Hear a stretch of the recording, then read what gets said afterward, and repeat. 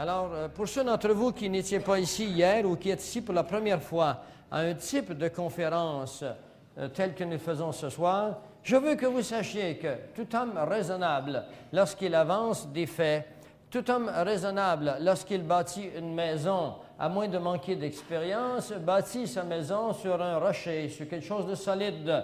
Sinon, sa maison sera emportée au premier vent, à la première grande pluie. Pourtant, au Lac-Saint-Jean, cet été, il y avait des maisons qui étaient solides et le vent les a emportées. Quelle que soit la fondation solide que les hommes se créent sur notre planète, elle sera brisée un jour ou un autre. Mais je voudrais que vous sachiez qu'il existe une fondation, celle de nos cœurs, celle de notre compréhension, celle de l'amour que ce Dieu dans l'univers a pour vous. Ce Dieu qui s'appelle Jésus a pour vous, c'est une fondation que ni le vent, ni la pluie, ni le passage du temps, ni les hauteurs, ni les profondeurs, ni les dominations ne sauront vous soustraire.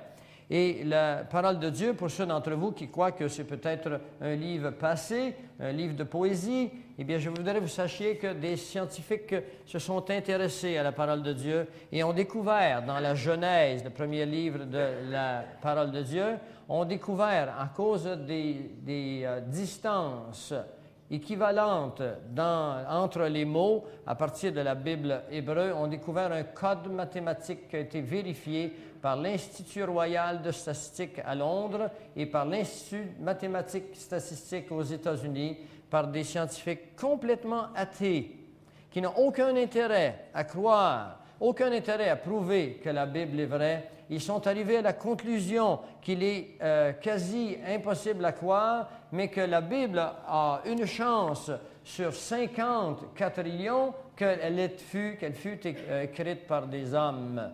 Alors soyez rassurés, la parole de Dieu est vraie. Elle est vraie pour vous, elle est vraie pour moi, et elle restera toujours vraie, et elle est le fondement de la foi.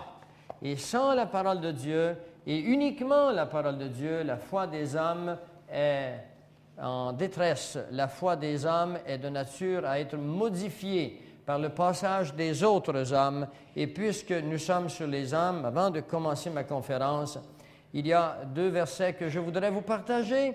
Le premier verset, c'est dans le psaume 1. Ce verset se dit « Heureux l'homme qui ne marche pas selon le conseil des méchants et qui ne s'arrête pas sur la voie des pécheurs et qui ne s'assit pas en compagnie des moqueurs, mais qui trouve son plaisir dans la loi de l'Éternel. » Ces premiers versets des psaumes est un verset entièrement rempli de la sagesse de Dieu. Et il nous dit ceci, il dit « Ne croyez pas aux hommes. » Et le premier homme que vous rencontrez dans votre vie, c'est vous. Alors ne placez pas votre foi sur vous, vos systèmes de pensée. Moi, je pense que, et mon expérience me dit que. Mais qu'est-ce qu'elle est, votre expérience, dans des millénaires?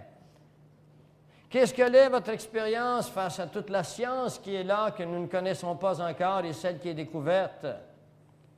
Et je voudrais maintenant vous amener dans le verset numéro 2, et ce verset numéro 2 est là pour résumer ce que nous voulons partager ensemble ce soir. Et ce verset, au chapitre 2, entre les versets 1 à 6, est le suivant. « Et là, ouvrez grandes vos oreilles, parce que ce verset vous livre ce que Dieu aurait voulu vous livrer préalablement à ce que vous le compreniez en contexte. Parce qu'il faut que vous sachiez et que vous acceptiez que malgré que vous pourriez apprendre la Bible par cœur, il ne nous est pas possible de comprendre certains événements tant que leur temps n'est pas arrivé. Dans Daniel 12, au verset 4, il nous dit qu'à la fin des temps, la connaissance augmentera.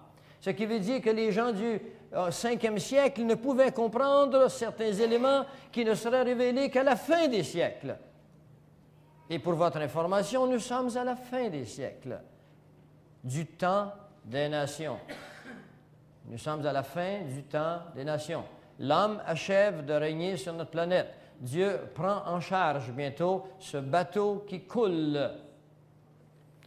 Alors, le verset 1 du chapitre 2 nous dit « Pourquoi ce tumulte parmi les nations, ces vaines pensées, parmi les peuples.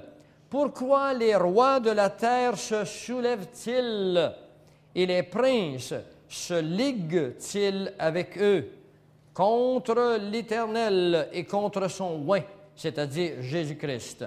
Brisons leurs liens, délivrons-nous de leurs chaînes. Celui qui siège dans les cieux rit. Le Seigneur se moque d'eux, puis il leur parle dans sa colère.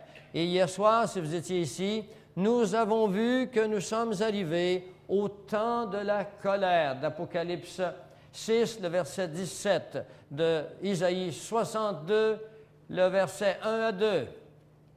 Nous sommes à la colère de Dieu. Et il dit, puis il leur parle dans sa colère, il les épouvante dans sa fureur. C'est moi qui ai oint mon roi sur Sion, ma montagne sainte.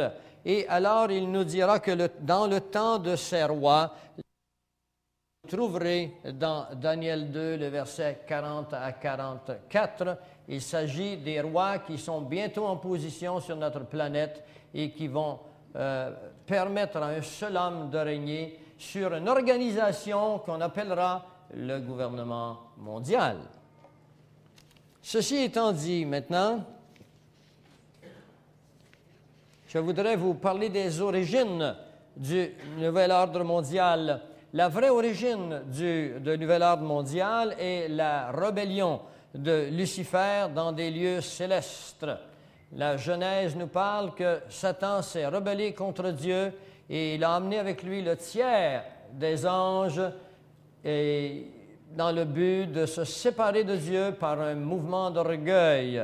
Alors, la vraie origine est l'origine dans des lieux spirituels. Et finalement, elle se concrétisera durant l'histoire par le péché de nos premiers parents lorsqu'ils se rebelleront. Mais la ville qui montre la plus grande rébellion sera Babylone, avec Nimrod et la tour de Babel. Et je voudrais que vous reteniez ceci, la tour de Babel et Nimrod et Babylone, parce que nous allons les rencontrer tout au cours de notre discussion. Babylone est une ville qui existait en Irak il y a plusieurs centaines d'années, et Nimrod en était le chef. Il était le chef spirituel, il était le chef physique, il était le chef militaire, il était le chef entier de cette ville. Et finalement, il se construira une tour. Et là, il se jouera un bon tour. Il se construira une tour qu'on appellera Babel, qui veut dire confusion. Et vous remarquerez que les grands de ce monde cherchent tous à se bâtir des tours. Cet après-midi, nous sommes allés au parc olympique et nous avons vu les différentes tours qui existent sur la terre et les peuples sont en concours pour les tours qui seront les plus hautes. Et la plus ancienne est la tour Eiffel, bien sûr, et la tour Eiffel fut construite par M. Eiffel, mais elle avait comme architecte un homme du nom de Bartholdi qui construira en même temps la Statue de la Liberté. Mais la Statue de la Liberté, ce n'est pas ce que vous pensez, ce n'est pas la liberté des gens qui arrivent en Amérique et puis qui sont libres parce qu'ils se sont soustraits aux contingences d'une Europe qui est devenue trop vieille et qui est devenue trop légaliste. Il y a autant de lois en Amérique qu'il y en a en Europe. Cette statue contenait, on l'a découvert en 1987, lorsqu'elle fut reconstruite, « Liberté, lumière des hommes ». Ce n'est pas du tout la statue de la liberté que vous pensiez. Cette nomenclature est relative et elle provient d'un groupe d'hommes qu'on appelle la franc-maçonnerie internationale. Et ces hommes ne se soumettent à aucune forme d'autorité mondiale.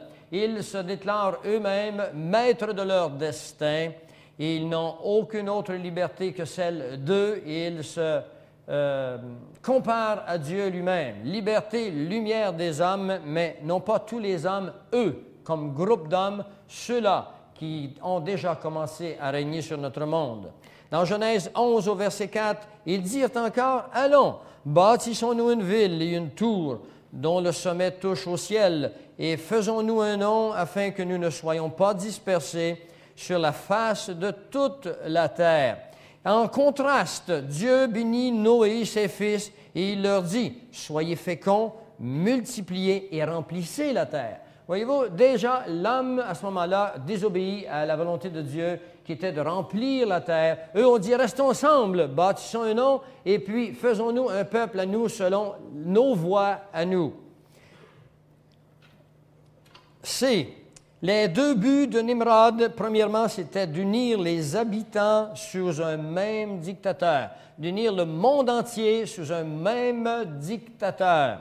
Deuxièmement, c'était de promouvoir une seule pensée philosophique, théologique, une pensée religieuse, qui était bien sûr la pensée luciférienne. La tour de Babel, et retenez-le, la tour de Babel, c'était un monument à la sagesse des bâtisseurs. Alors, si vous pensez que la tour de Babel, vous vous demandez qu'est-ce que c'était? C'était un monument que les hommes de l'époque se bâtissaient pour se déclarer des sages, pour se déclarer des hommes forts, puissants. Il faut que vous compreniez ces choses parce que tantôt on va entrer dans notre époque, dans notre temps. La tradition égyptienne et la sorcellerie des druides se perpétueront à travers les siècles jusqu'à la formation des sociétés secrètes de grandes envergures qui planifieront par ce même esprit de créer un gouvernement mondial. Ce que vous dites que vous reteniez ici, c'est qu'ils planifieront par ce même esprit, l'esprit babylonien, l'esprit luciférien, et qui se transférera au cours des siècles en passant par les Césars, en passant par les Kaisers, en passant par les leaders qu'on appelle les Führer, les Hitler. C'est un mot qui a la même signification et qui aujourd'hui se retrouvera dans un seul homme qu'on appellera l'Antéchrist. Et voilà maintenant ce que sont ces sociétés secrètes. Nous achevons de nous préparer avec la technique et je voudrais que vous ne prêtiez pas attention à ceux qui s'occupent de la technique parce qu'on n'y peut rien. La technique, c'est toujours rempli de surprises. Alors voilà les sociétés secrètes qui sont derrière le gouvernement mondial. Je n'ai pas le temps ni l'intention ce soir de vous décrire et de faire comprendre la nature intrinsèque et tous les objectifs, les noms associés, reliés à chacune de ces sociétés. Mais cela sera fait sur une cassette que nous nous proposons de terminer, parce que nous avons 2 heures de fait déjà, mais cette cassette s'appellera « Les sociétés secrètes et le système bancaire ». Cette cassette sera prête en décembre en tous les cas, parce que c'est des centaines d'heures. C'est un montage que nous faisons. Nous ne faisons pas qu'une conférence, un montage. Cela inclut des centaines d'insertions, de documents, de photographies pour vous placer en contexte, pour que vous sachiez avec sécurité que nous ne prenons pas ces choses à partir de nous-mêmes seulement, mais d'une littérature multilatérale qui nous provient de différentes sociétés, de gens qui ont fait partie de ces sociétés et qui font partie de ces sociétés. Alors, ces sociétés sont les suivantes. La lignée mérovingienne, qui débute en l'an 458 de notre ère et qui se transformera dans un autre genre de société secrète qu'on appellera les chevaliers templiers. Les chevaliers templiers donneront naissance à la franc-maçonnerie internationale. La franc-maçonnerie internationale sera infiltrée par un groupe d'hommes qui s'appellera les Illuminati, dont le chef est Adam Weishaupt, qui fonda les Illuminati en 1776, le 3 mai. Adam Weishaupt est un professeur de droit canon à l'université de Ingolstadt, en Bavière, en Autriche, et il copiera entièrement la structure des Illuminati sur la société des Jésuites. Et finalement, les Illuminati mettront au monde d'autres enfants qui pourront accomplir ce qu'eux ne peuvent faire, dû au fait qu'au cours des siècles, ils se font découvrir. Ils se font de temps à autre dénoncer sur la place publique. Alors, quand ils se font dénoncer, ils se retirent tranquillement de leurs activités et là, ils s'incarnent sous un autre nom, mais qui a des objectifs qui étaient les premiers d'abord, mais sous un autre nom, on rentrera de nouveaux individus qui seront des célébrités et alors on continuera ce fameux projet mondial. Ce sera le Club de Rome, fondé en 1968 par Aurelio Pacei, qui est un chef d'une grande firme Olivetti et Fiat que nous trouvons en Italie. Et finalement, les Bilderberger. Et les Bilderberger est un groupe d'hommes très important, très influent, dont le président est M. David Rockefeller. Et M. David Rockefeller est également le président d'une autre organisation secrète qui a les plus grandes influences depuis 1921, depuis sa fondation, qui s'appellera le CFR. En anglais, c'est The Council on Foreign Relations, Conseil des Relations étrangères, 1921, et finalement, en 1973, dont le premier membre deviendra M. Jimmy Carter, qui s'appellera la Commission trilatérale. La Commission trilatérale, elle est là, sur la place publique. Les Américains ne savent pas ce que c'est. Et ce sont ces sociétés ou, si vous aimez mieux, la pensée luciférienne derrière ces sociétés secrètes qui mènent entièrement le monde. Quand nous vous présenterons cette vidéo, eh bien, vous aurez l'organigramme de ces sociétés. Vous aurez le nom des individus qui y font partie. Et les objectifs, nous vous les livrerons ce soir. Quand vous quitterez ici ce soir, vous connaîtrez les objectifs de ces sociétés secrètes qui correspondent entièrement à cette conspiration internationale contre son oin que je viens de vous décrire dans Psaume 2, les versets 1 à 6. Les princes, les rois de ce monde se sont ligués contre son oin. Et vous allez le prendre conscience au fur et à mesure.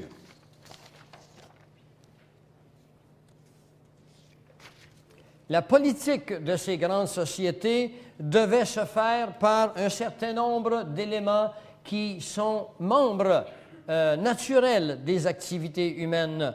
Elle devait se faire premièrement par la politique, deuxièmement par le système financier et troisièmement par le militaire. Par la politique, ils ont créé ce qu'on appelle des agentures. Vous devez être familier avec ce mot, des agentures. Ce sont des personnages qui reçoivent un entraînement spécialisé dans le but d'infiltrer toutes les couches de la société et puis de transformer tout ce qui n'est pas à leur goût et puis de lui donner une nouvelle direction afin que les activités humaines soient amenées à la réalisation de leurs objectifs, qui est le contrôle mondial de la religion, de la finance et de la politique. Et le but des agentures créées par Cecil Rhodes, par exemple, Cecil Rhodes est un de ceux-là qui est un marchand anglais qui créera la Rhodésie, qui n'existe plus aujourd'hui. Mais la Rhodésie est un mot donné en l'honneur de Cecil Rhodes, qui est un Anglais, et puis qui fut financé par les Rothschild dans le but d'établir un système d'hommes qui leur servirait de main dans la société. Et il entraînera 2000 personnes, 2000 jeunes, gradués des universités avec du talent, avec un haut taux d'intellectualité et qui conçoivent avec beaucoup d'intérêt le globalisme. Le globalisme, ça veut dire la perte des nationalités pour un gouvernement mondial. Il les choisira, il les entraînera, il leur donnera tout l'élan nécessaire financièrement et pour qu'ils infiltrent la société. À ne pas croire qu'ils vont peut-être y réussir. Il faut que vous sachiez que c'est fait, c'est terminé, c'est entièrement fait. Et ils ont réussi. Et une des raisons pour lesquelles ils ont réussi, c'est parce que le sel de la terre a demeuré dans la salière. Le sel de la terre, c'est l'Église. Deuxièmement, toujours sur le plan politique, premièrement, dit, il y a A, B, C et D. Sur le plan politique, un de leurs grands objectifs, c'est de démanteler vous vous asseyez là, de démanteler la pensée judéo-chrétienne. En 1903, M. Rockefeller, John D. Rockefeller, avec son groupe d'hommes, institueront ce qu'on appelle le General Board of Education, GBE, le GBE, 1904, excusez-moi. Et avec des subventions, ils infiltreront les campagnes, les commissions scolaires dans les campagnes qui ont des difficultés monétaires. Et avec des subventions, eh bien, ils s'infiltreront, ils auront l'approbation, les influences, et au cours dans un décade seulement, ils ont réussi à transformer la pensée des commissions scolaires. Vers 1930, les régions urbaines étaient entièrement infiltrées. Et à partir de 1930, on commencera à rentrer avec le General Board of Education sous la direction de John Dewey, qui est un athée, dont la philosophie est entièrement communiste, qui établira le domaine, ou si vous voulez, les structures de l'éducation en Amérique du Nord. On entrera dans les universités. On finira par hausser le coût des étudiants, rendre la vie étudiante très difficile et finalement offrir des bourses, offrir des argents à ceux-là seulement qui se qualifieraient. Et dans la qualification, il y avait des documents qui donnaient la pensée, qui nous permettaient d'investiguer la pensée de ces étudiants. Et lorsque ces étudiants avaient une pensée globaliste ou antichrétienne, alors ils étaient subventionnés. Ce n'était pas leur niveau intellectuel qui était important, mais c'était leur cœur. Et finalement, on a atteint les universités, on les a subventionnés et on a fait entrer dans les universités qui, eux, contrôlent les bureaux d'éducation dans les différents États américains et au Canada également.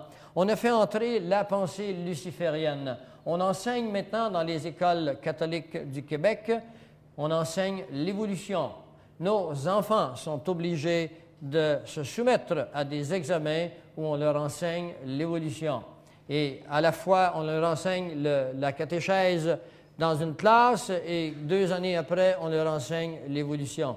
Alors, il y a une totale incohérence et cette incohérence-là, elle vient du fait que des hommes ont été payés pour dire que la science a prouvé que nous sommes le fruit d'une longue chaîne d'évolution et sans qu'il y ait aucune preuve de cela. Alors qu'au contraire, nous avons des preuves qu'il est impossible. La deuxième loi de la thermodynamique le démontre. Je ne vais pas rentrer dans cela ce soir. Et finalement, pas finalement, mais en continuant, on fera la création de guerres. C'est ce groupe d'hommes qui ont créé les 3 révolutions que vous avez appris dans vos petits livres, qui s'appellent la Révolution française de 1789, la Révolution bolchevique de 1917 et la guerre des sécessions américaines de 1860, d'où sortira le fameux nom d'Abraham Lincoln, qui fut tué par John Booth, qui était payé par les Illuminati, parce que M. Abraham Lincoln avait décidé de se débarrasser de la puissance de l'argent étranger sur son pays pour créer de l'argent sans dette, qui est la cause de notre dette canadienne actuellement et de la dette américaine.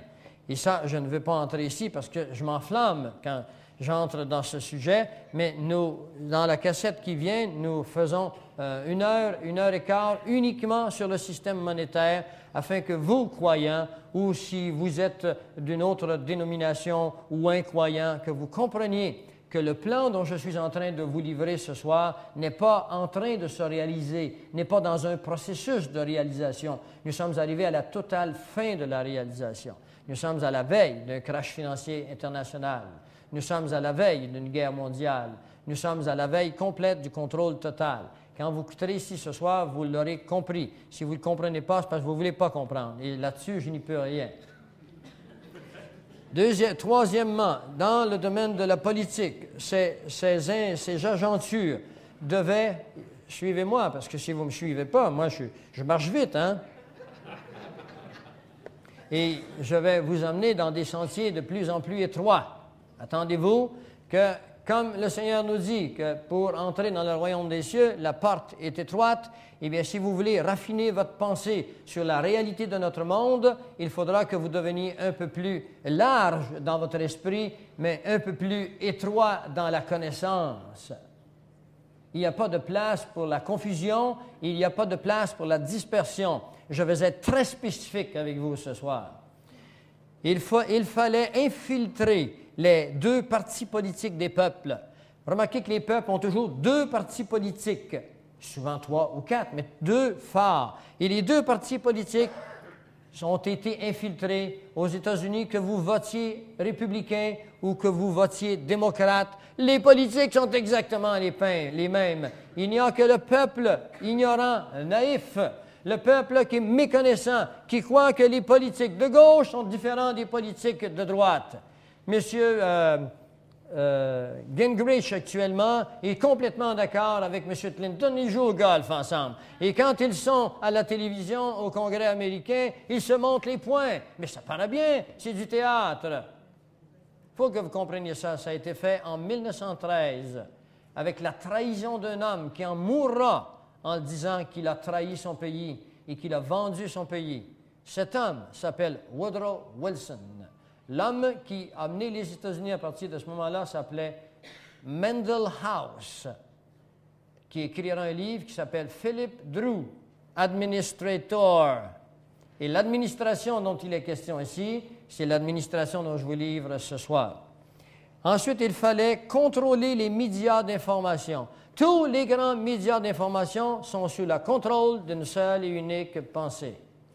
Si vous pensez, quand vous écoutez la télévision, que vous lisez les journaux, que vraiment vous avez l'heure juste, alors à ce moment-là, c'est tout ce qu'ils espèrent. Remarquez que les grands journaux, que ce soit Newsweek, que ce soit Time Magazine, ils sont toujours d'accord sur les événements. Pourquoi sont-ils d'accord? Parce qu'ils ont des ordres précis de ne rien révéler derrière la couverte. Il faut que vous ayez des free press, des presses libres, pour savoir ce qui se passe.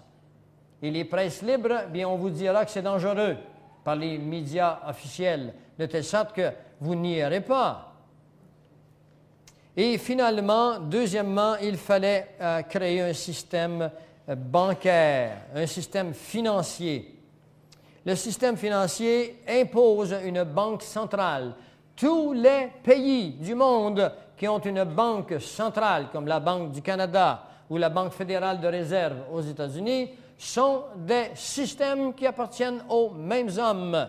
Toute banque centrale est une trahison aux pays respectifs, parce qu'avec une banque centrale, on peut contrôler l'inflation et la déflation à volonté, créer la pluie et le beau temps. On peut, avec une banque centrale, contrôler tous les allées et venues d'une économie, de l'économie d'un pays. Et ensuite, il fallait un impôt graduel. Il ne fallait pas que l'impôt arrive tout d'un coup. Il faut qu'il soit graduel. Et au cours du dernier siècle, les impôts ont commencé à 1, 2 %. Et aujourd'hui, on monte et on monte. Et le taux, on nous taxe sur la gasoline, on nous taxe sur la licence de votre petit chien, de votre petit chat. On vous taxe partout. On prend une firme de comptabilité montréalaise a publié la semaine dernière que les impôts des Québécois ne sont pas, comme vous le croyez, à 51 %, mais sont à 70 % avant les impôts municipaux, scolaires, la TVS et la TVQ, la TPS et la TVQ. Ce qui veut dire que vous pouvez être taxé jusqu'à 80 %. Savez-vous comment on appelle ça? Du socialisme. Nous sommes dans une période de communisme parfait. Mais vous ne vous en rendez pas compte parce qu'on vous a imposé graduellement. Et surtout, on vous a fait à croire qu'on manquait d'argent. On vous a fait à croire que le peuple demande d'équilibrer le budget. Mes amis, c'est qui ça, le peuple? Et vous leur avez-vous demandé ça, vous autres, d'équilibrer le budget aux dépens de la fermeture des soins essentiels apportés à l'humanité? Et vous croyez qu'on vit dans une démocratie? Mais si le peuple de Dieu ne voit pas clair, vous attendez-vous à ce que qui connaît la parole de Dieu, qui a créé le ciel et la terre, qui a créé l'abondance ici. Vous croyez qu'on manque d'argent? Un jour, ma mère me disait, ça ne pousse pas dans les arbres, l'argent. Heureusement, on n'aurait pas l'hiver.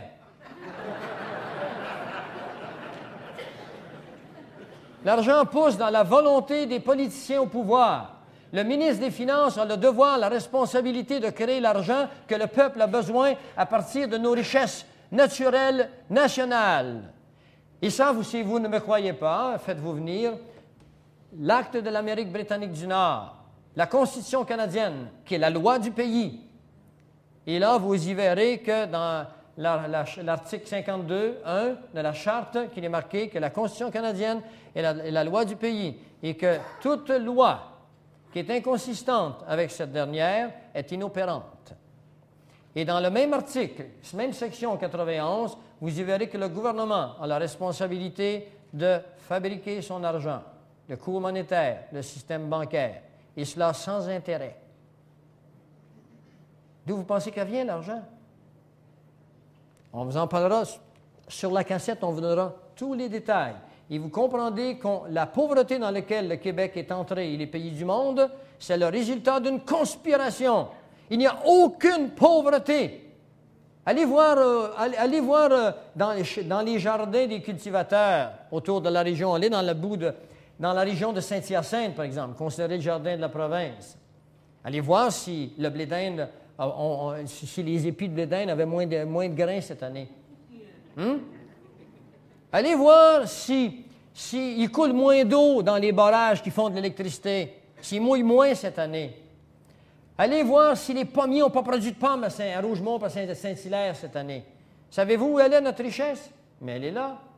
C'est là, notre richesse. Le reste, l'argent de papier, mes amis, ce n'est qu'un bon on décide de s'imprimer pour échanger ces biens. Nous ne vivons pas avec ça.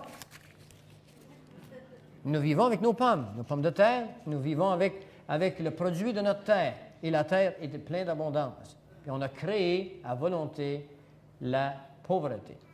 Vous devez comprendre ça. C'est à nous, peuple de Dieu, à voir ces choses. Et cela vous sera expliqué avec des documents officiels dans cette cassette que nous espérons beaucoup. Une directrice d'un magazine avec qui j'ai eu une conversation de 20 minutes il y a à peu près un mois et demi m'a dit, si vous êtes capable de nous apporter une cassette qui nous livre les sociétés secrètes, parce qu'on en entend parler, mais on n'a pas leur juste jamais. Vous êtes capable de nous montrer avec documents à l'appui ce que vous venez de me dire sur la création de l'argent à partir de rien, sur les intérêts qui n'ont pas été créés, qui appauvrissent la masse monétaire, eh bien, je vous avertis que cette cassette est une bombe au Québec. Et ça, c'est une personne païenne qui m'a dit ces choses.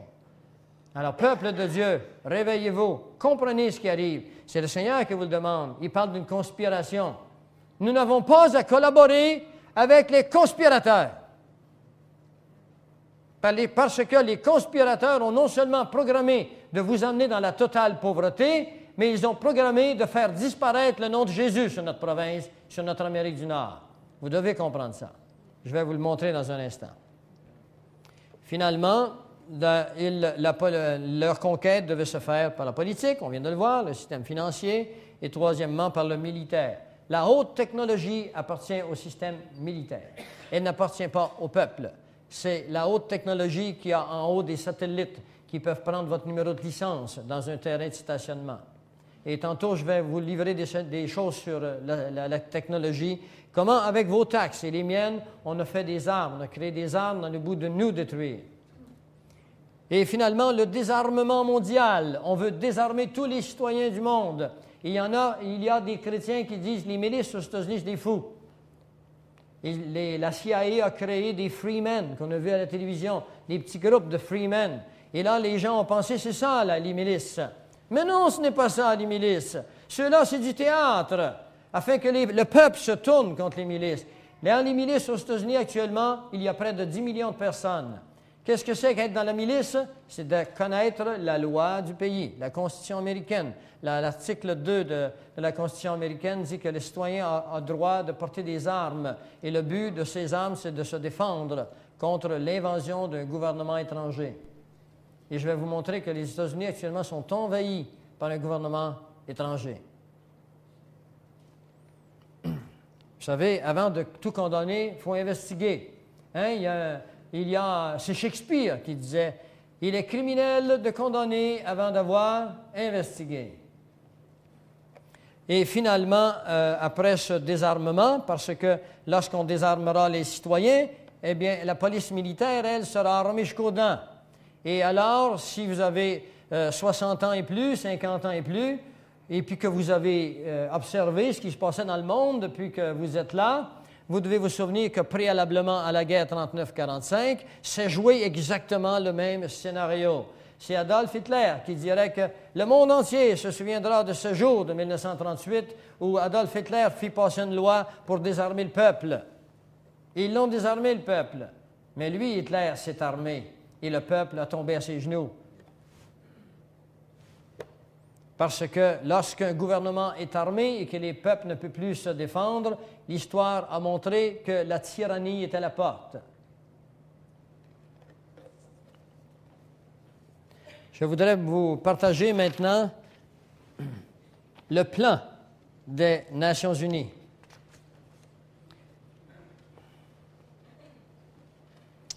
Alors, il faut aller au Caire en septembre 1994 avec la conférence internationale sur les populations et sur le développement.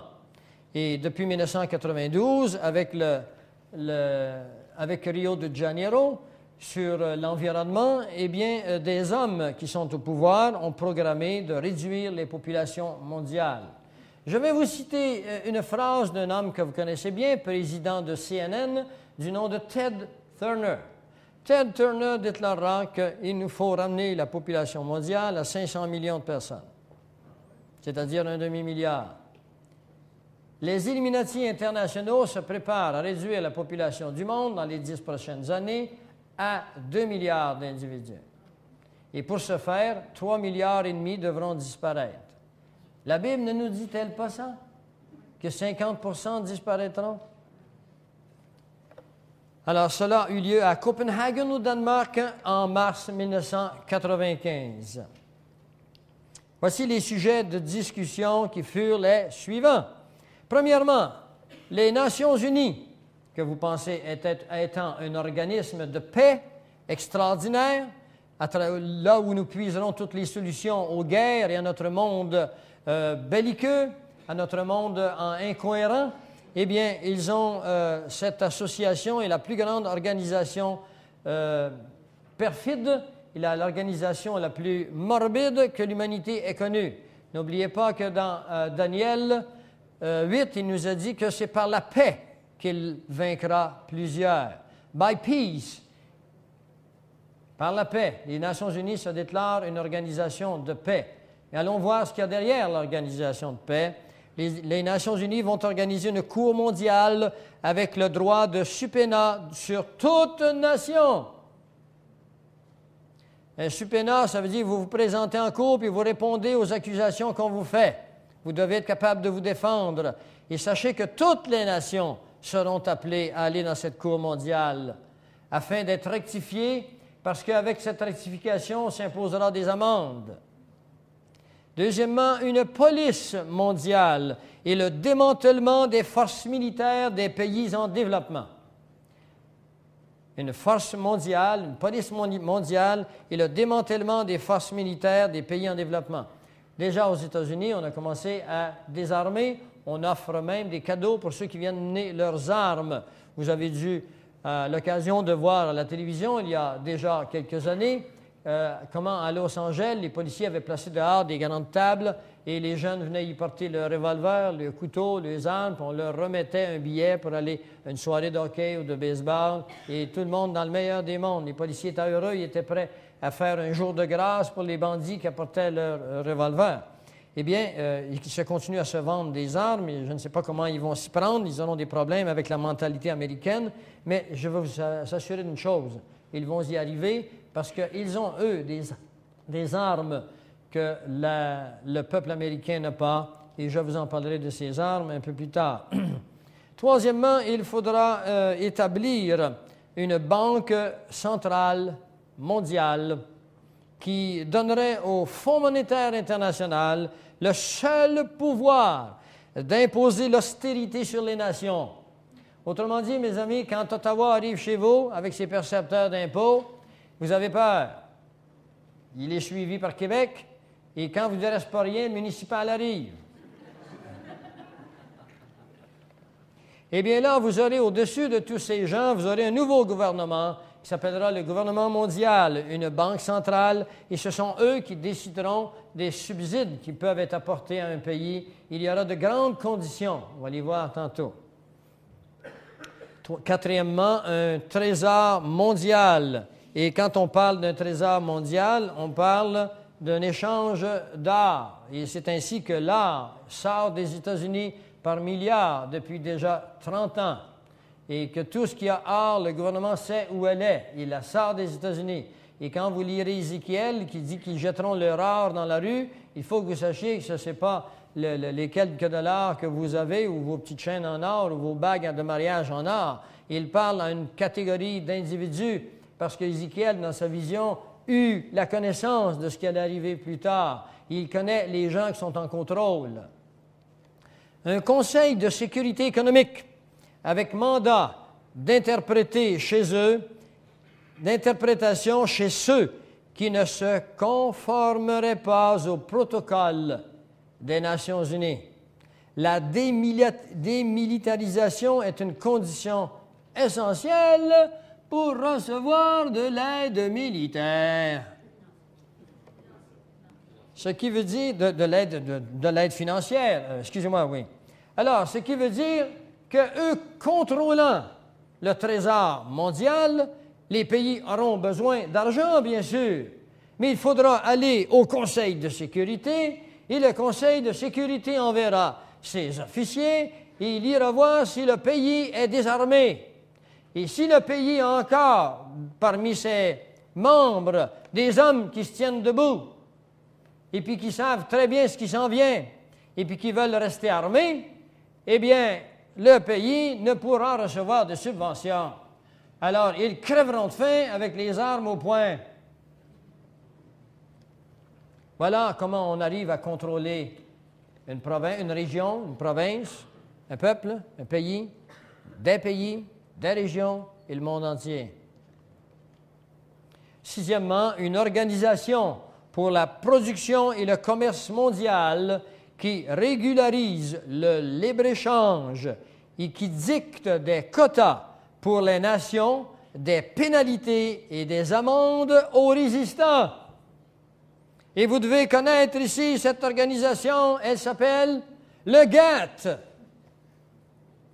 Et vous devez connaître le libre-échange qu'on vous a présenté comme étant d'incroyables progrès chez la relation humaine, le Mexique, le Canada et les États-Unis qui font désormais du libre-échange. Les Mexicains gagnent 50 cents de l'heure, les Canadiens 22 de l'heure dans l'industrie d'automobile, puis ils vont faire du libre-échange. Êtes-vous déjà allé à l'école, vous, en physique, quand vous compris ce qu'on appelle les vases communicants? Celui qui a beaucoup d'eau, puis lui qui n'en a pas du tout, eh bien, il s'équilibre. C'est-à-dire que c'est la façon dont on va nous appauvrir. Sous une organisation politique qui s'appelle l'ALENA. Mais nos politiciens n'ont pas vu ça. Ils sont occupés. Ils sont très occupés, nos politiciens. Il faut les comprendre. Septièmement, une taxation globale qui inclut des taxes sur la pollution. Vous êtes pollueur, vous allez payer. Sur l'économie provenant de la démilitarisation. Vous n'avez plus d'armée? Eh bien alors, vous faites l'argent que vous dépensez là, vous allez payer une incroyable taxe au gouvernement mondial parce que lui, il va envoyer des militaires chez vous. Et puis les militaires chez vous ne seront pas pour vous défendre contre les pays belliqueux qui sont limitrophes aux vôtres. Il n'y en aura plus de pays belliqueux. Ils ne pourront pas prendre leurs armes, ils n'en ont plus.